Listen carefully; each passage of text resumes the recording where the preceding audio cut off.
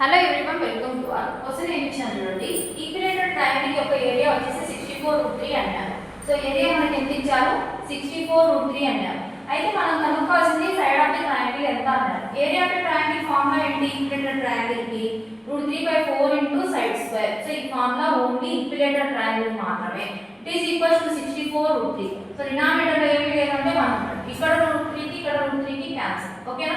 So side square is equals to ఇక్కడ denominator లో ఉండే 4 ఇటు సైడ్ కి వస్తే న్యూమరేటర్ లోకి వెళ్తుంది. అంటే డివిజన్ లో ఉండే ఇటు సైడ్ కి వస్తే మల్టిప్లికేషన్ లోకి వెళ్తుంది. ఓకేనా?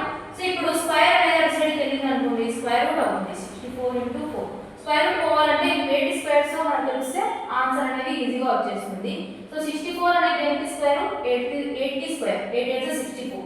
ఇది 2 2 4 42. So therefore side is equals to 16 cm అనేది మన ఆన్సర్ అవుతుంది. థాంక్యూ.